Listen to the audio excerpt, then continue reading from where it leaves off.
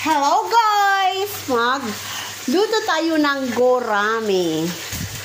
Ano kaya ang tawag nito sa Pilipinas? Gurami din yata. Hindi naman to tilapia. Tawag nito ay gurami. Pero naalala ko sa Pilipinas, ang gurami noon, maliliit lang, pinapakain sa pato. Dito, ito ang gurami. Paborito to ng asawa ko. Ayan. Tapos, isasarsyado natin siya. So, i-marinate ko muna siya ng lemon para hindi siya maging malansa. Tapos, mayroon ako dito ginger at saka bell pepper.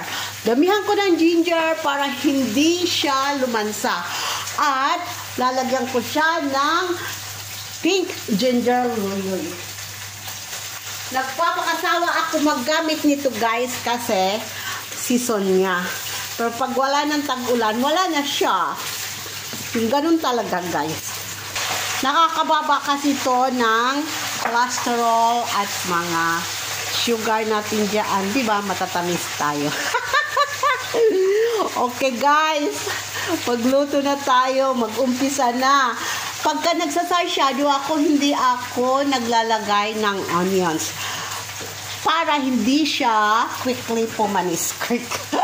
Ano ba yun? Na aking Tagalog, na aking English. Oh my gosh! Warayin na lang kaya natin. Waray na lang. Okay. Sana na, magluto na kita. Ito na, piprito ko na to. Papakrispihin ko to kasi gusto ni Dada yung crispy na crispy. So, itong side muna.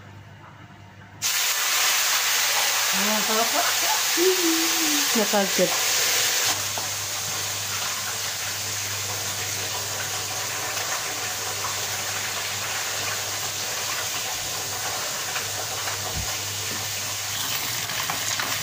Ayan na guys.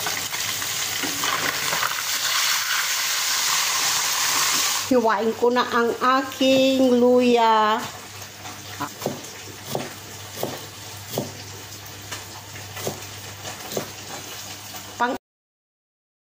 Itong pisaw ko, itong kutsilyo ko.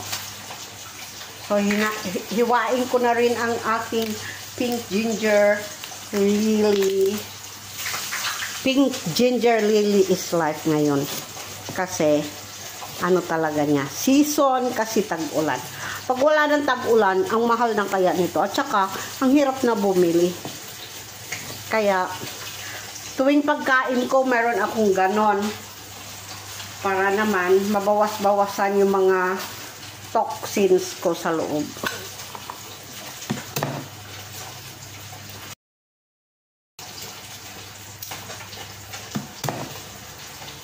Ayan lang yung ano ko. Hindi ako naglalagay ng kamatis. Ayan lang.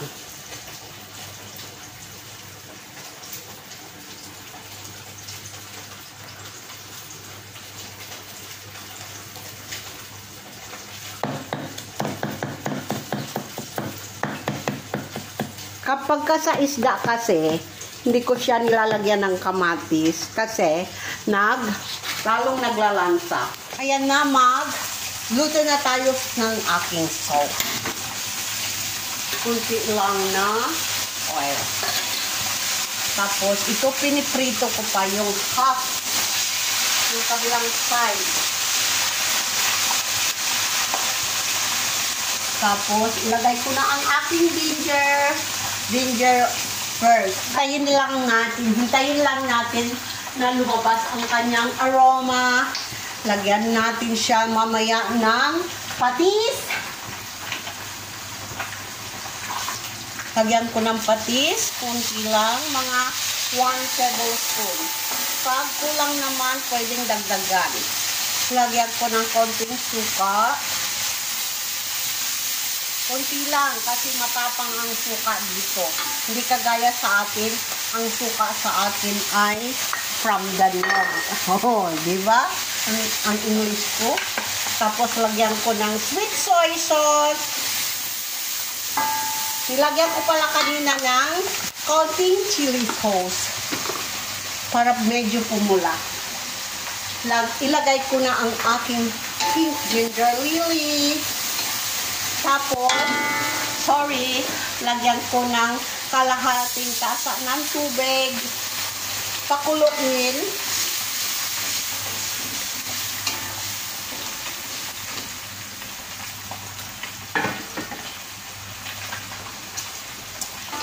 Hindi pa nga luto, masarap na guys.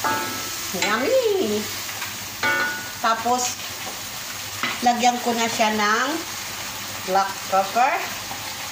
White pepper pala din ginamit ko.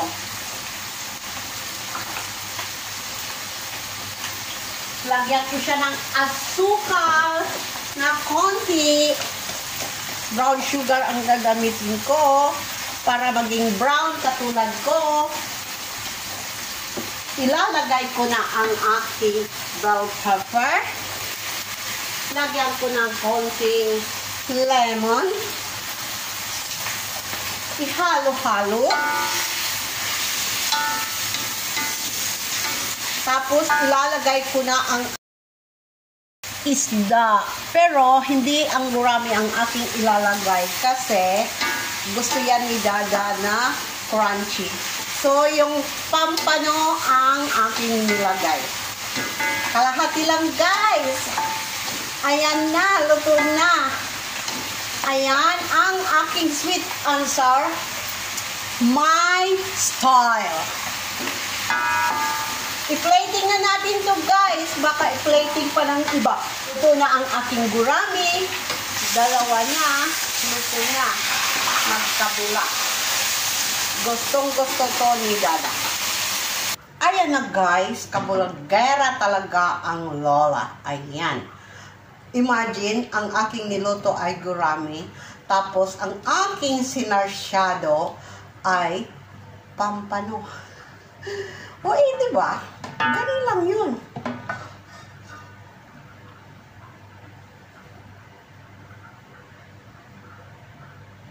O, diba, guys?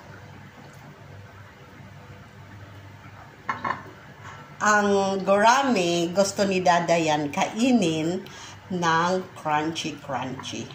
So, while ang sauce ay pwede naman niya ito kainin dito or ilagay dito sa pampano.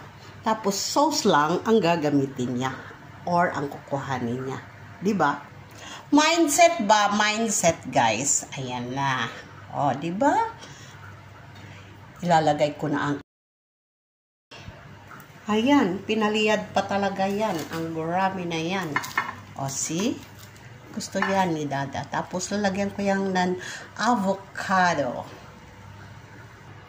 Ayan na, guys! Tapos na ang aking niluto. Kain na sila! Tingnan mo naman yan. Ang avocado. Tapos, na andun yung sarsyado ko. Tapos, ayan yung gurami ko na may avocado. O, sige na, guys. Kain na! Kaon na taoy! Bye!